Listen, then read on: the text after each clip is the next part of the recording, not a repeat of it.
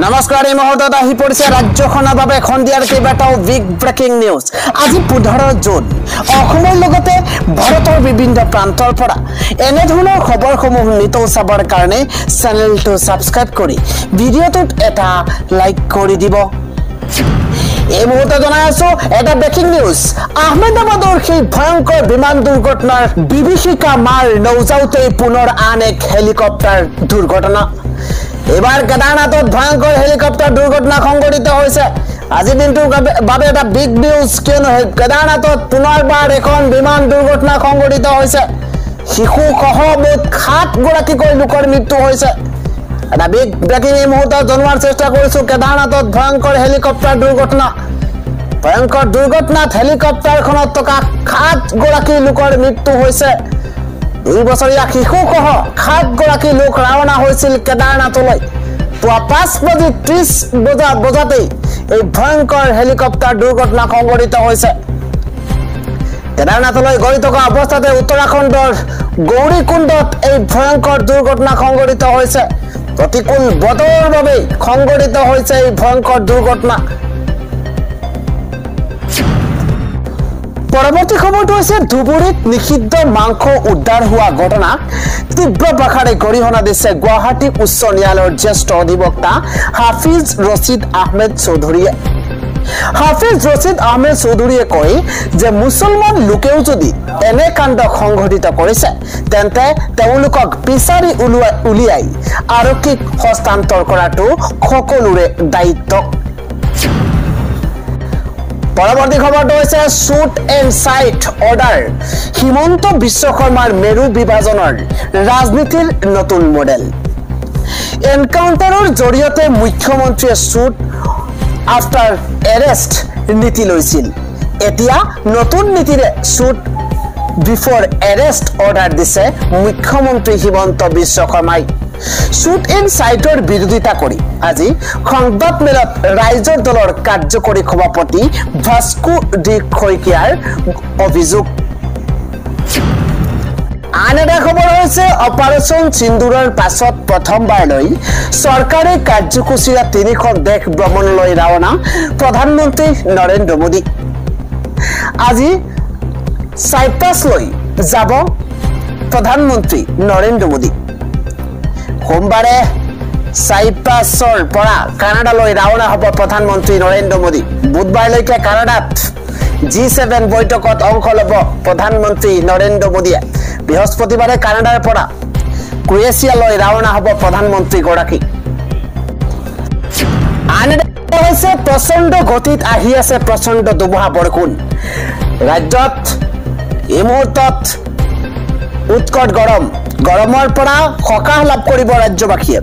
3 দিনলৈ হাই এলাৰ্ট জাৰি কৰিছে আঞ্চলিক বতৰ বিজ্ঞান কেন্দ্ৰই। এই মুহূৰ্তত বিগ ব্ৰেকিং জনোৱাৰ চেষ্টা কৰিছো। ৰাজ্যত হঠাৎ পৰিৱৰ্তন হৈছে বতৰ।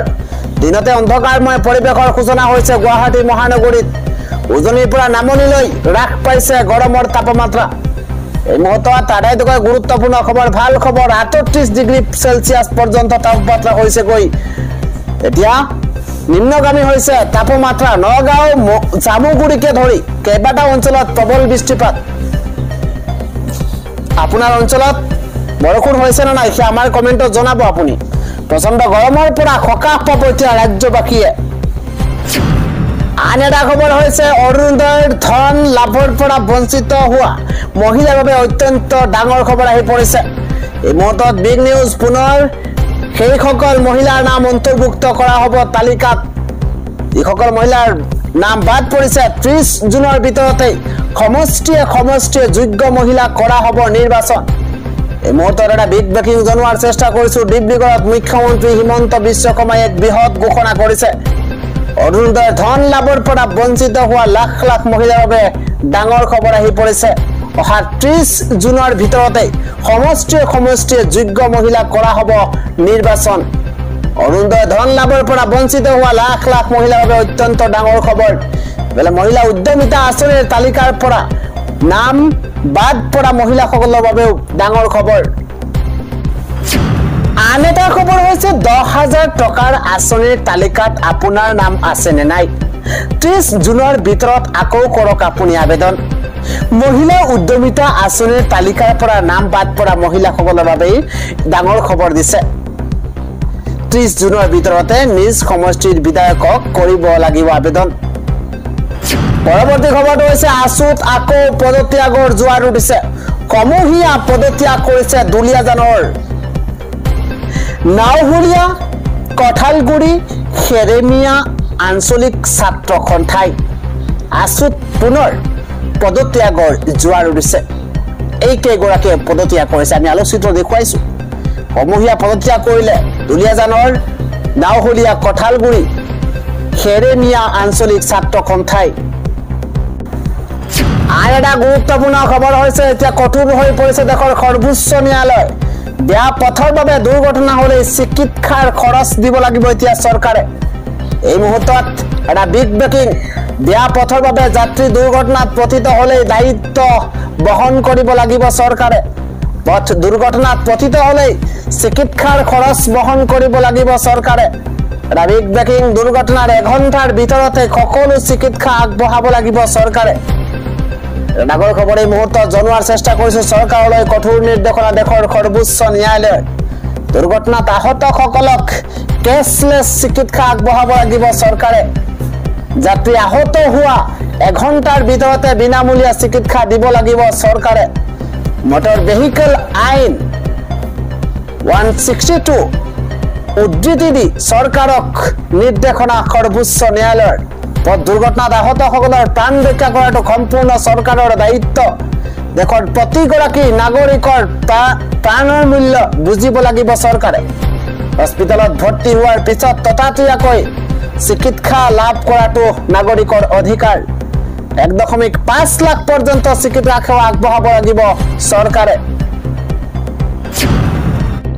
আন এটা ডাঙৰ খবৰ হৈছে ধুবুৰীৰ বিতৰ্কিত দেৱাল লিখন কৰা এজনক গ্ৰেপ্তাৰ কৰা হৈছে চলি আছে জেৰা মুখ্যমন্ত্ৰী হিমন্ত বিশ্ব শৰ্মাই ডাঙৰ মন্তব্য কৰিছে এতিয়াও শান্ত হোৱা নাই ধুবুৰী নিশা আকৌ ভয়ংকৰ ঘটনা ধুবুৰীৰ পুনৰ নিশা ভয়ংকৰ ঘটনা সংঘটিত হৈছে কোনো দুৰ্বৃত্তই দেৱালত লিখন কৰাক লৈ উত্তপ্ত পৰিস্থিতিৰ সূচনা হৈছে আমি জনাই গৈছো বিগ ব্ৰেকিং নিউজ ধুবুৰীৰ আদালতৰ সন্মুখতে দুৰ্বৃত্তই দেৱালত লিখে বহু আপত্তিজনক শব্দ ধুবুৰী আদালতৰ সন্মুখতে এনে কাণ্ড সংঘটিত কৰিছে আৰু ইয়াৰ পাছতেই দেৱাল লিখনক লৈ সৃষ্টি হৈছে উত্তপ্ত পৰিস্থিতি মুখ্যমন্ত্ৰীৰ কঠোৰ নিৰ্দেশনাৰ পিছতেই পুনৰ উত্তপ্ত হৈ পৰিছে নিশা ধুবুৰীত পুনৰ ভয়ংকৰ ঘটনা সংঘটিত হৈছে ইতিমধ্যে বিতৰ্কিত দেৱাল লিখন কৰা এজনক গ্ৰেপ্তাৰ কৰা হৈছে ধুবুৰীত আৰক্ষীয়ে চলাই আছে জেৰা ধুবুৰী সন্দৰ্ভত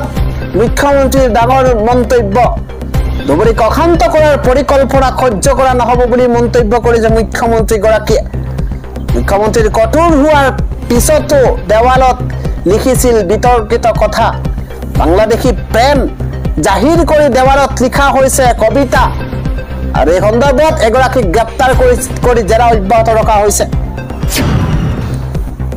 আন এটা খবৰ হৈছে মধ্যাহ্ন ভোজনৰ কৰ্মীৰ বাঢ়িব এতিয়া দৰমহা মুখ্যমন্ত্ৰীয়ে বৃহৎ ঘোষণা কৰিছে মধ্যাহ্ন ভোজনৰ কৰ্মচাৰীৰ নাযায় এতিয়া চাকৰি এতিয়া বাঢ়িব দৰমহা তাৰ পৰিৱৰ্তে মধ্যাহ্ন ভোজনৰ কৰ্মীৰ বাঢ়িবহে দৰমহা ডাঙৰ খবৰ 2 দিনৰ ভিতৰতে দৰমহা বঢ়োৱাৰ ইংগিত দিছে মুখ্যমন্ত্ৰী হিমন্ত বিশ্ব শৰ্মাই ডিব্ৰুগড়ত উপস্থিত হৈ মুখ্যমন্ত্ৰীয়ে এক বৃহৎ ঘোষণা কৰিছে আন এটা খবৰ হৈছে ইজৰাইলত হাহাকাৰ এবাৰ ইৰানে নিক্ষেপ কৰিছে 50টা বেলিষ্টিক মিসাইল ইজৰাইলত কেইবাখনো চহৰত জৰুৰী অৱস্থাৰ সৃষ্টি হৈছে ইৰানৰ ৰকেটে আঘাত কৰিছে ইজৰাইলৰ কেইবাটাও প্ৰান্ত এটা ৱাৰ ব্ৰেকিং এই মুহূৰ্তত জনোৱাৰ চেষ্টা কৰিছো তেল আভিৱত আহত হৈছে বহুতো লোক জেৰুজালেমতো খুৰিবলৈ পোৱা গৈছে বিস্ফোৰণৰ বিকট শব্দ ইৰানে এই পৰ্যন্ত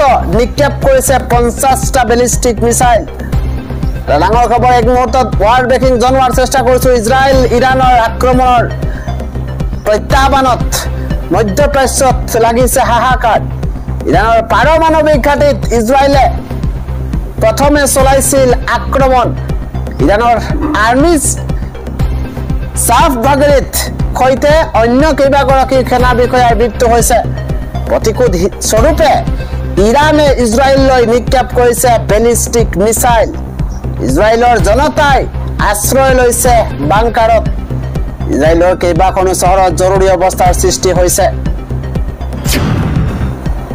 আন এটা খবৰ হৈছে উদ্বেগজনক খবৰ হৈছে ভাৰতত দ্ৰুতগতিত বৃদ্ধি পাইছে কোভিডৰ সংক্ৰমণ আক্ৰান্তৰ সংখ্যা ৭,৪০০ লৈ বৃদ্ধি পাইছে ভাৰতত দ্ৰুতগতিত বৃদ্ধি পাইছে কোভিড সংক্ৰমণ এই পৰ্যন্ত ৭,৪০০ লৈ বৃদ্ধি পাইছে কোভিড আক্ৰান্ত ৰোগীৰ সংখ্যা কেৰালাত সৰ্বাধিক ২,১০৯ গৰাকীৰ দেহত ধৰা পৰিছে কৰোনা অন্ধ্ৰপ্ৰদেশত ১০২ গৰাকী অসমত ২৬ গৰাকী বিহাৰত ৪১ গৰাকী ছত্তীশগড়ত ৫০ গৰাকী দিল্লীত ৬৭২ গৰাকী লগতে গুজৰাটত ১,৪৩৭ গৰাকী হাৰিয়ানাত ৯৭ গৰাকী দেহত ধৰা পৰিছে ভয়ংকৰ কোভিড ইয়াৰ উপৰিও বিভিন্ন ৰাজ্যত এইদৰে কোভিডে সংক্ৰমণ চলাইছে ত্ৰাসৰ সৃষ্টি কৰিছে ইজনৰ পিছত সিজনৰ গাত ধৰা পৰিছে ভয়ংকৰ কোভিড